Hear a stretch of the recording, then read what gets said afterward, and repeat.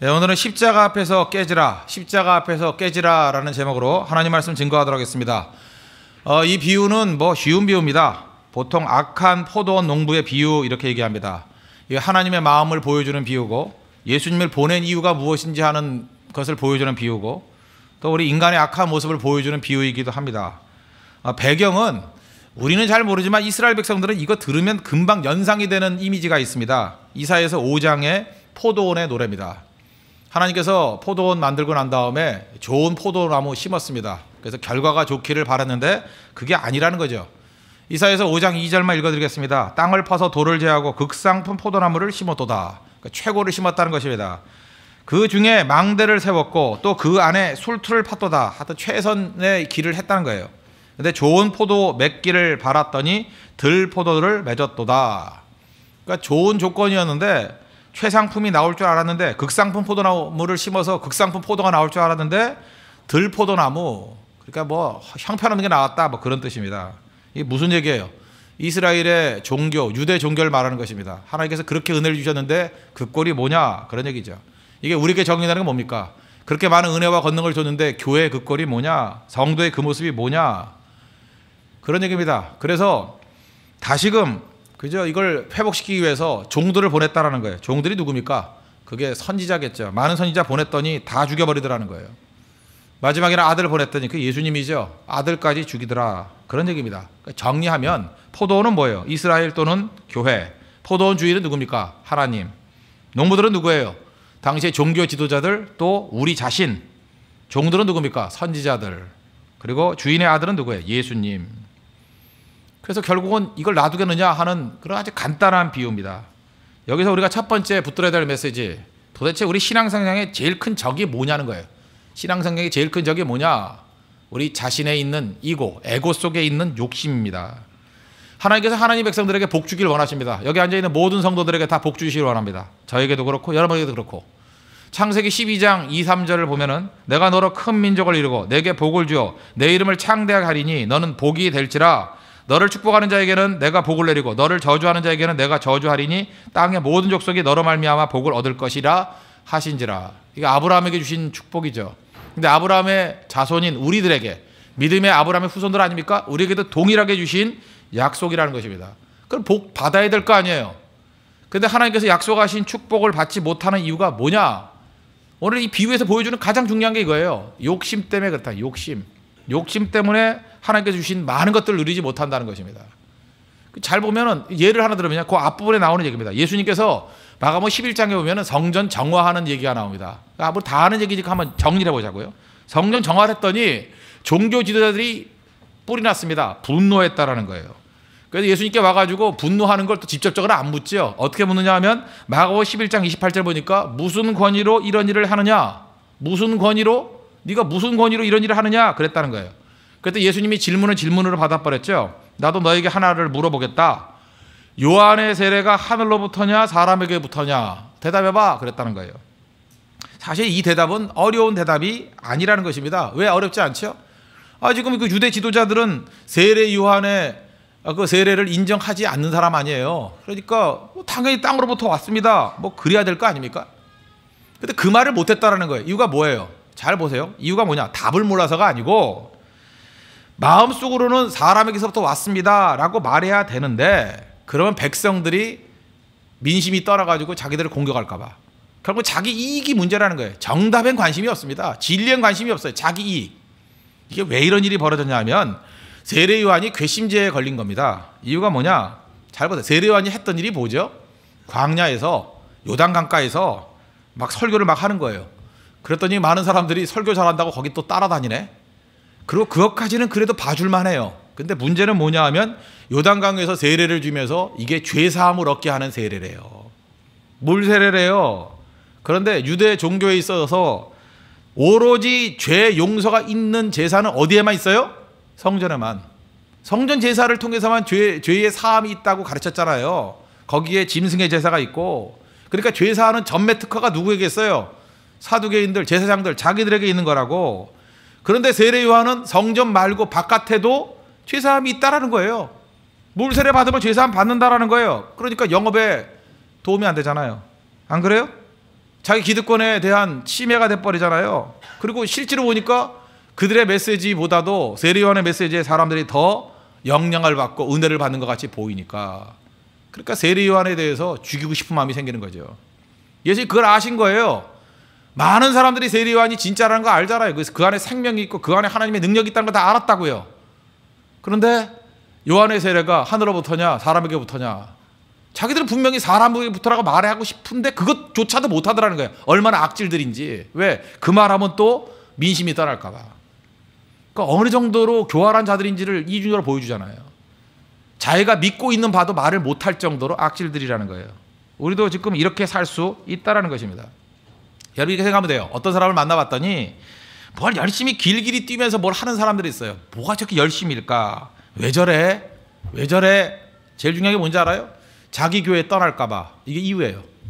자기 교회 떠날까 봐. 그 이유를 알아야 돼. 저 사람이 왜 저러고 다니나? 자기 교회 교인 떠날까 봐. 또 다른 말로 하면 자기 영업에 방해가 될까 봐. 또 다른 말로 하면 자기 기득권 수호에 방해가 될까 봐. 옳고 그름의 문제가 절대로 아니라는 것입니다. 그러니까 여러분 지혜를 얻어야 돼요. 어떤 사람이 행동할 때 자꾸 왜 저러나? 목적이 뭔가? 그거 보면 답이 다 나오잖아요. 여기 종교주의자들이 했던 행동들이 뭐예요? 결국 욕심이에요. 자기 이익, 자기 이익 때문에 모든 것을 다 하더라는 것입니다. 심지어 자기들이 가짜다, 저거 땅으로부터 말미암은 거다, 그 말조차 못한다는 거야. 왜? 그 말하면 사람들도 떠날까 봐.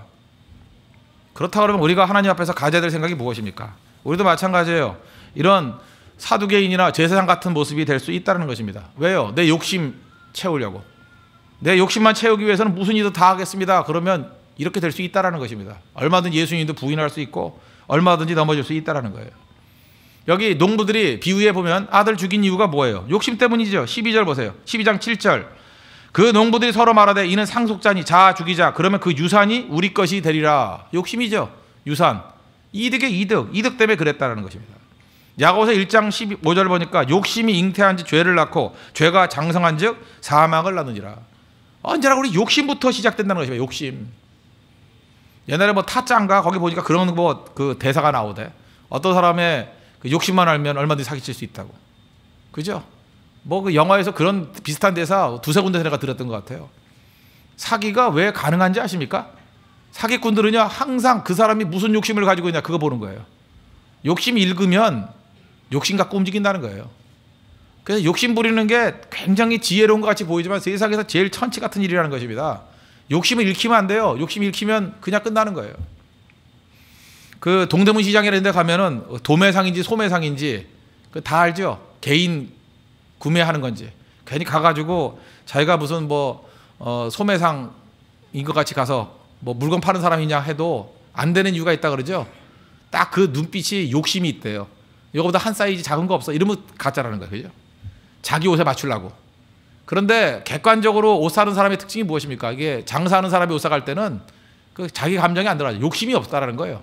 어떻게 하면 팔 수 있을까? 그 생각만 하는 거지 자기에게 맞는 핏 이런 거에 대해 욕심이 없다라는 거예요. 장사꾼들 여러분들 물건 잘 깎는 방법이 뭔지 알아요? 제가 중국 같은 데 가가지고 물건 깎는 거 항상 제가 그때 훈련했던 게 뭐냐 하면 마인드 컨트롤 해야 돼요. 나는 이 물건이 필요 없다. 다만 중국 사람과 영적인 싸움을 벌일 뿐이다. 그런 생각을 하면서 물건을 사는 거예요. 아 진짜 그래요. 나는 중국 사람과 상술해서 밀리는 게 싫어가지고 그래서 최고의 가장 싼 가격으로 저렴한 가격으로 사는 그 기분으로 가는 거예요. 그죠? 그 기분으로. 그래서 동료들 가운데 제일 싸게 사는 걸 한번 보여주려고. 이유는 딱 한 가지예요. 그 비법이 뭐냐? 기도하고 가는 거예요. 어떤 기도냐? 욕심을 다 버리고 가는 거예요. 내가 이런 물건에서 뭐 하냐?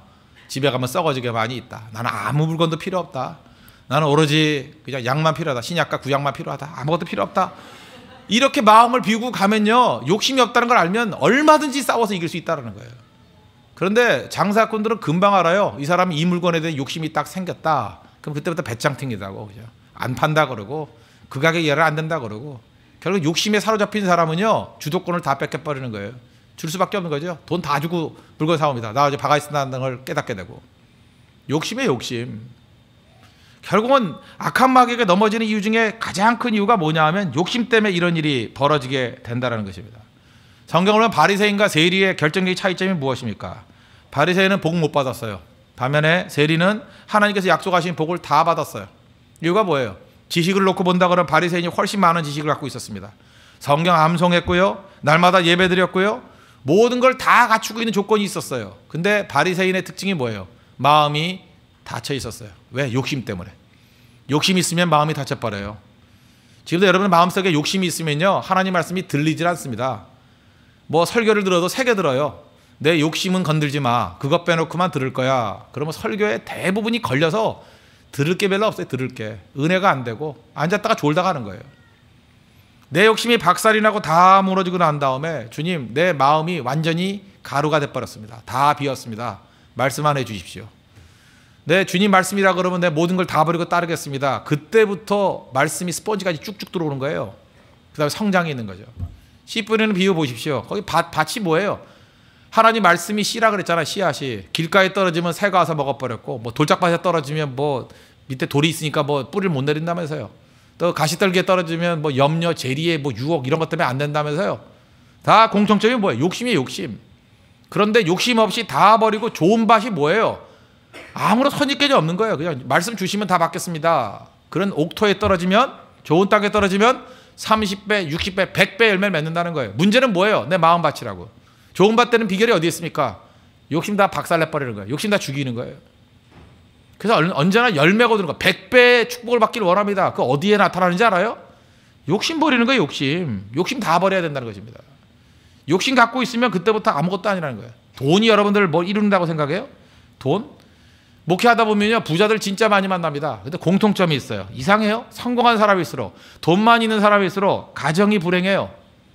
가정이 왜 불행할까요? 돈 많이 번 그 아버지, 세상의 성공을 권력으로 생각해요. 그래서 아버지가 집에서 왕이에요. 가정에 와가지고 희생과 섬김을 강요해요. 자기에게 희생과 섬김이 없어요. 당당하고 큰 소리 칩니다. 그러다 보니까 아내도 상처투성이, 자녀들도 상처투성이, 온갖 불행이 가정을 떠나지 않아요. 그게 뭡니까, 그게? 집에 와가지고 패권을 주장하려고 그래요. 패권주의. 다 불행해져 버리는 거죠. 왜 그래요? 욕심 때문에 그래요. 근데 진짜 좋은 아버지는 어떤 아버지입니까? 좀 모자르면 어때요? 성공 못하면 어때요? 희생하고 섬기고 눈물이 있고 희생이 있고, 그게 제일 중요한 거죠. 교회도 마찬가지입니다. 교회에서 제일 꼴불견이 뭔지 아십니까? 세상에서 좀 성공했다고 교회 와가지고 고개 빳빳이 드는 사람들이에요.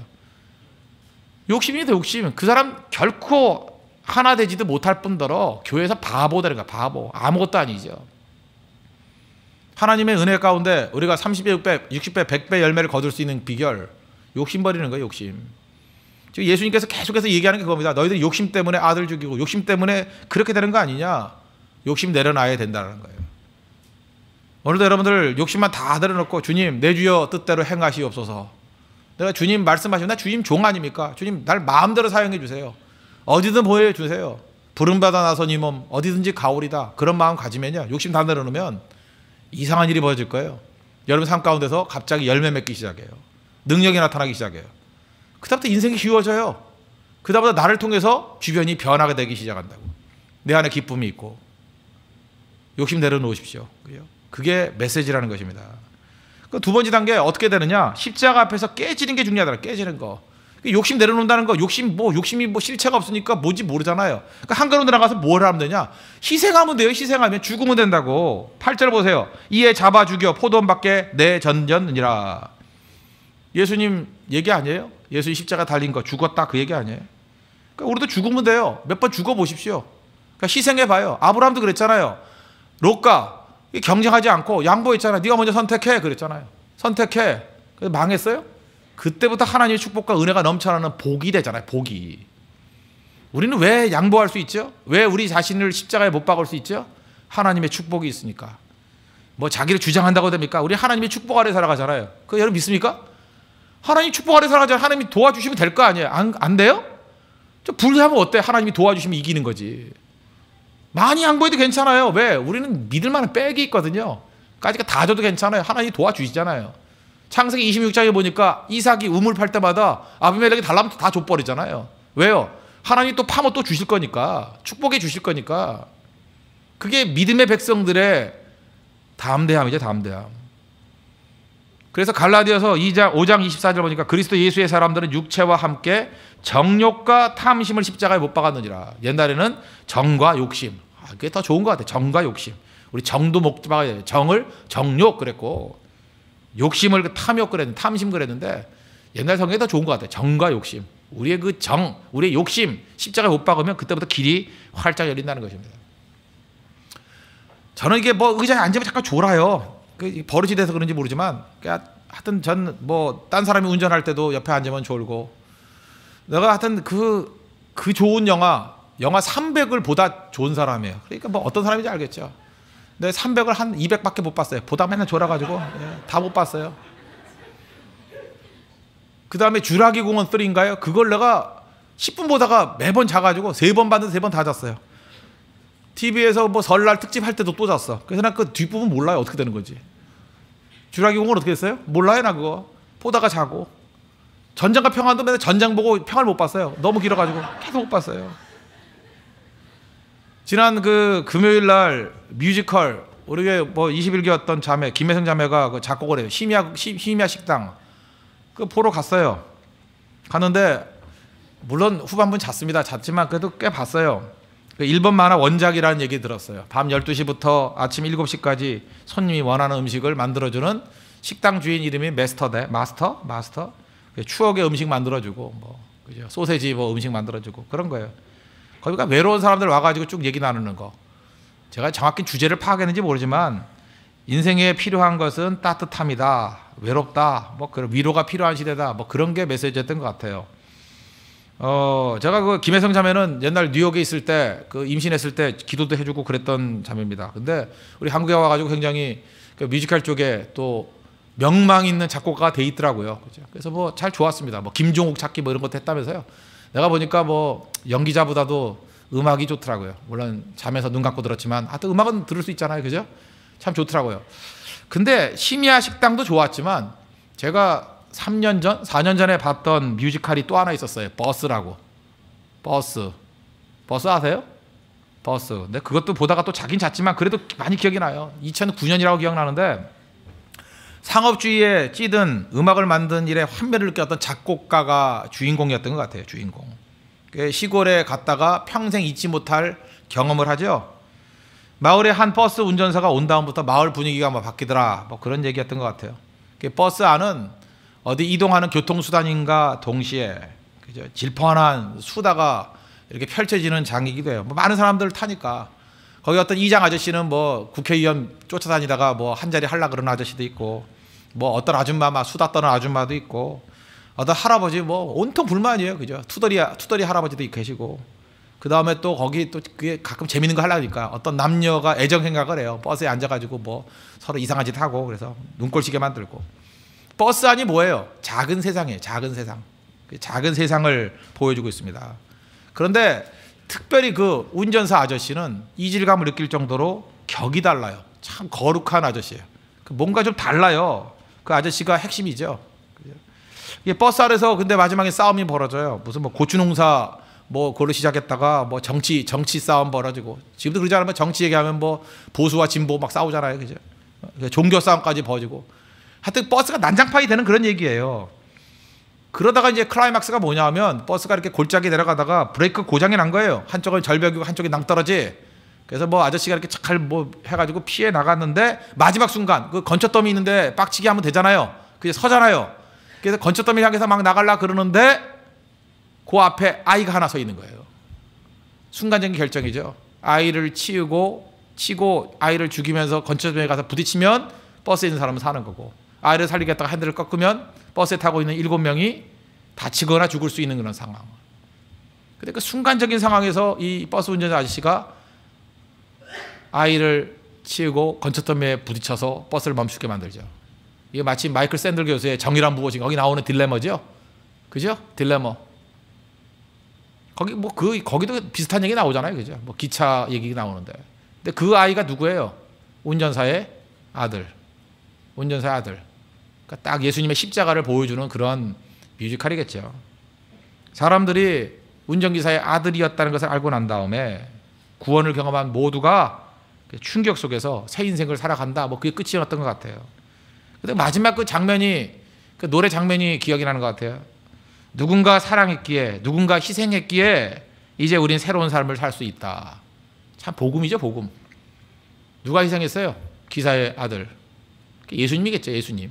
이게 뭐 기독교적인 냄새가 팍팍 풍기는 그런 내용이에요. 그죠? 우리 가운데도 마찬가지입니다. 언제 욕심이 다 끝나죠? 누군가 한 사람이 희생할 때 그때 깨지는 거죠. 저 옛날에 뭐 그런 비유 되게 많이 들었었는데, 그죠? 희생이라는 게 얼마나 이 갈등과 이런 걸 다 깨버리느냐. 뭐 환전하는 얘기 제가 했던 거 기억나요? 환전하던 얘기? 어떤 사람이 돈을 쭉 모았어요. 돈을 모았는데 세 사람이 모았어요. 그게 10달러가 됐어. 그거 어떻게 나눠요? 10달러를 셋이 나눌 수가 없잖아요. 그죠? 뭐 3달러 하면은 뭐 1달러가 남잖아. 나눌 수가 없잖아요. 그럼 어떻게 해야 돼요? 어떤 사람이 4달러 갖겠다고 한 사람이 분명히 나올 거 아니에요. 막 싸움이 벌어지잖아요. 그죠? 그럴 때 어떻게 하면 된다고요? 한 사람이 자기가 나서가지고 나 2달러 가질 테니까 니네 둘이서 4달러 가져. 그럼 끝나버리죠. 그렇지 않아요? 그러면 자기가 희생하는 거 많이 희생하는 것도 아니잖아요. 자기가 원래 가져야 될 게 3.3이잖아요. 그러니까 1.2 정도만 포기하면 평화가 임해요. 그러면 이 세 사람이 싸움이 벌어졌을 때 나중에 리더가 될 사람이 누구예요? 양보한 사람. 두 사람은 싸우니까 4달러 받은 사람은 라이벌이니까 절대 안 세워줄 거 아니에요. 그죠? 그래서 2달러 받은 사람이 리더가 될 거라고. 그 리더가 되고 난 다음에 누릴 수 있는 축복이라는 건 또 어마어마한 거 아닙니까? 그죠? 그래서 리더가 되는 거예요. 희생을 통해서 리더가 되는 거라고. 하나님 앞에서 우리가 그런 모습들을 꼭 가져야 된다는 것입니다. 그래서 희생이 아니죠. 평화를 이루고 그 다음 리더가 되는 거예요. 십자가 지는 인생이 승리한다는 게 바로 그런 거라는 것입니다. 근데 우리가 그걸 못해. 그거를 뭐 희생한다 그래서 100% 다 희생해야 되는 게 아니라 사실은 내 지분의 1.3만 희생하면 세상에 평화를 줄 것이고 그 욕심만 버리면 그죠? 전체 리더가 될 수 있는, 리더로서 누릴 수 있는 어마어마한 축복이 있다는 것입니다. 그래서 결국 이 땅에서 리더십의 핵심은 뭐냐? 하나님의 축복을 믿기 때문에 희생할 수 있어요. 하나님의 축복을 믿기 때문에 십자가 앞에서 다 깨질 수 있다고요. 나를 건져주실 거기 때문에. 그래서 결국은 그 이 세상 속에서요, 이미 모든 걸 하나님께 다 받고 부족하다 그러면 하나님이 더 부어주시는 인생을 산다고요. 젊었을 때 이걸 배워야 돼. 이거를. 이거 어디서 가르쳐줘요? 성경에서만 우리에게 주는 메시지예요. 그럴 때 우리가 세상의 모든 주도권을 다 잡고 하나님의 형상이 뭔데요? 다스리는 거 아니에요. 다스림이 뭐예요? 리더십이거든요. 하나님의 은혜 가운데 리더십을 발휘할 수 있는 믿음의 종이 될 수 있다는 것입니다. 이런 리더가 나와야 된다고요. 이게 뭔지 아시겠죠? 이게 무슨 뭐 꿍꿍이 속 가지고 뭐 서로 양보이 안 하니 그게 아니고 십자가의 원리 속에 살아가는 것, 이걸 배울 줄 알아야 된다는 것입니다. 그리고 하나님의 축복을 구할 줄 알아야죠. 다 버려도 괜찮습니다. 하나님 나와 도와주시면 난 승리합니다. 예수님께서 하나 비유를 줬죠. 세 번째 단계. 그래서 버림받을 수 있어요. 버렸다고 버림받으로 끝나요? 아니에요. 버림받은 돌이 뭐가 된다고요? 제일 좋은 돌? 모퉁이 돌이 된대요. 그게 마지막 메시지예요. 그래도 걱정이 되니 야 봐라. 버림받은 돌도 모퉁이 돌 될 수 있다. 그 얘기죠. 예수님께서 버림받았다고 그랬습니다. 그 내용 보니까 10절 보세요. 너희가 성경에 건축자들이 버린 돌이 모퉁이의 머릿돌이 되었나니 이것은 주로 말미암아 된 것이요 우리 눈에 놀랍도다 함을 읽어보지도 못하였느냐. 이거 시편 118편 22절 23절 내용을 그대로 인용한 거예요. 그래도 불안하니? 니네들이 심지어 버린 돌이 된다 할지라도 건축자의 버린 돌이 모퉁이 돌이 될 수 있어. 가장 중요한 우리 같은 머릿돌이죠. 머릿돌 될 수 있어. 물론 예수님께 적용되는 말씀이에요. 또 우리에게도 적용할 수 있는 말씀이라는 거예요. 버림받는 거 걱정하지 마십시오. 버림받아도 버림받은 돌이 모퉁이 돌 될 수 있다는 거예요. 이거는 워드플레이입니다. 워드플레이. 히브리어로 아들이란 뜻이 뭐냐면 벤이에요. 벤이 아들이란 뜻이에요. 벤. 그래서 벤야민 그러면 베냐민이죠. 벤야민 그러면 그 오른손의 아들이란 뜻이에요. 오른손의 아들. 벤 그러면 다 아들이에요. 아들. 근데 돌이 뭔지 알아요? 에벤. 그래서 에벤 에젤 그러면 에젤이 도움이니까 도움의 돌. 에벤에셀, 에벤에젤, 에벤이 돌이야. 에벤이. 그러니까 벤에서 에벤을 유추한 거죠. 에벤에서 벤을 유추한 거죠. 버림받은 돌이 뭐예요? 버림받은 알이라는 거예요. 그게 모퉁이의 코너스톤이 된다는 거예요. 가장 중요한 것이 될 수 있다는 것입니다. 무슨 얘기예요? 하나님이 함께 해주시면 능치 못할 게 없다는 거죠. 언제나 승리할 수 있다는 거죠. 여러분 그걸 믿어야 된다는 것입니다. 우리 버림받지 않습니다. 버림받은 돌이도 괜찮아요. 주님께서 그걸 건져가지고 언제나 모퉁이 돌이 되게 만드신다는 거예요. 그 역전의 능력이죠. 십자가의 능력 아니에요? 젊었을 때 이거 믿고 나갈 줄 알아야 된다는 거예요. 우리 죽어도 살아요. 다시 버림받지 않아요. 하나님 붙들으시면 생명 가운데 일어설 수 있다는 것입니다. 승리할 수 있다는 것입니다. 이게 믿음이에요. 이게 믿음의 기상이라고. 믿음의 기상. 이게 없다 그러면 아무것도 안 되는 거죠. 하나님께서 믿음의 기상을 보여줘야 하나님이 일하실 기회를 주죠. 우리는 풀무불에 들어가서 나올 수가 없어요. 왜? 불에 안 들어가니까. 풀무불에서 나오려고 그러면 어떻게 해야 돼요? 들어가야 나올 거 아니에요. 들어가야. 믿음의 기상이 뭔데요? 죽으면 죽이다가 가는 거죠. 우리는 사자굴에 나올 수가 없어요. 사자굴에 이미 안 들어가요. 그렇죠? 그 사전에 다 어떤 섭외하고 난 다음에 타협하고 난 다음에 사자굴에 안 가요. 믿음의 기상을 가지고 사자굴에 들어가야 하나님이 사자 입을 닫게 만드는 능력도 체험하게 될 것이고 거기서 걸어 나오게 되는 것도 체험하게 될 것이고 반대자들 사자굴에 집어넣어가지고 공중에 떨어지기 전에 공중에서 뼈가 으스러지게 죽는 것도 보고 그러는 거 아니에요? 그런 진짜 스펙터클한 일들이 벌어지기 위해서 필요한 게 뭐예요? 믿음의 기상이라고. 믿음의 기상. 우리는 무너지는 거에 대한 두려움이 없어야 된다는 것입니다. 잘 보세요. 다음 대학에 우리 오전에 얘기했잖아요. 그 헨리 나우엔. 그 사실 쉬운 일입니까? 생각하세요. 하버드대 교수 하다가 다 때려치고 데이브레이브에 가서 7명의 정신지체 장애인 섬기는 게 쉬운 일이에요? 쉬운 일이죠. 다 버린 거 아니야? 다 버린 거. 다 버렸죠. 버린 돌이죠. 이건 뭐 거룩한 낭비라고 말을 하지만 이게 낭비도 이런 낭비가 있어요. 다 끝난 거죠. 만약에 하버드대 교수로 있었다면 헨리 나우엔 별로 영향 못 미쳤을 거라고. 근데 거기서 썼던 글들, 거기서 했던 글들, 거기서 했던 책들, 거기서 했던 고백들, 그런 것들이 제가 볼 때 몇십 배, 몇백 배, 몇만 배 더 영향을 미친 것 같아요. 하나님이 버린 돌을 코너스톤, 모퉁이 돌로 사용해 주시잖아요. 왜 우린 이런 거 밤낮 보고 예화라만 들고 헨리 나우엔 그거 맨날 그 훌륭하다 그러고 있어요. 우리도 그러면 될 거지. 안 그래요? 여기서 헨리 나우엔이 나와야죠. 여기서 코너스톤이 나와야죠. 옆사람 인사 나누세요. 당신은 코너스톤입니다. 인사 나누세요. 당신은 코너스톤입니다. 그러려면 버림받는 걸 두려워하지 말아야죠. 그냥 그래서 일어설 수 있는 거죠. 오늘 이 메시지의 핵심이 바로 이거예요. 하나님께서는 그죠? 우리 모든 사람들 다 노바디들이에요. 아무것도 아닌 사람들. 괜찮아요. 아무것도 아니래도. 근데 아무것도 아닌 사람들에게 주는 메시지가 있어요. 너희들 쓰임받는 비리 뭔지 아냐? 첫째, 욕심만 버려라. 그러면 30배, 60배, 100배 되니까 옥토 된다. 그죠? 욕심만 버리라. 욕심 버리고 어떻게 해야 되느냐? 하나님의 축복을 믿고 십자가 져라. 희생하는 거 십자가의 삶이에요. 정과 욕심의 십자가 못 박는 인생. 십자가 우리 삶의 패턴이라니까. 삶의 방식이 뭐예요? 십자가예요. 십자가. 이거 세상에 모르는 지혜라니까요. 십자가 지면 승리해요. 십자가 지면 리더 된다고. 십자가 지면 세상을 주도합니다. 십자가 지면 세상이 깜짝 놀라요. 버스 보세요. 버스. 그 강파하던 사람들이 다 뒤집어 버리잖아요. 그런 부흥이 있어요. 그런 부흥이. 십자가의 길이에요. 십자가의 길. 그럼 거기서 끝나느냐? 불안하니? 버림받은 돌 거기서 끝나지 않아. 우린 부활이 있어. 건축자의 버린 돌이 코너스톤인데 나중에 올라가는 거야. 그건 믿음입니다. 믿음. 우리에게 필요한 게 무엇입니까? 그래서 믿음이 필요한 거예요. 믿음의 기상을 가지고 일을 할 줄 아는 그 종이 돼야 된다는 것입니다. 믿음 있는 게 젊음입니다. 진짜 젊은이 되십시오. 비일비되고 양아치같이 아양이나 떨고 타협하고 해해닥거리고 아무나 부어주는 술 안 마시면 뭐 진급에서 떨어질까봐 비일비대는 그런 천치 같은 인생 되지 말고 믿음의 싸움에서 이기십시오. 그래서 코너스톤 되는 축복이 임하기를 기원합니다. 기도하겠습니다. 이 시간 다 같이 하나님 간구하겠습니다. 하나님, 이 땅에서 십자가의 원리에 붙들고 버림받은 돌같이 보이지만 코너스톤 되는 영적인 반전과 역전을 맛보는 종들 되게 해달라. 다 같이 하나님 앞에 간구하도록 하겠습니다.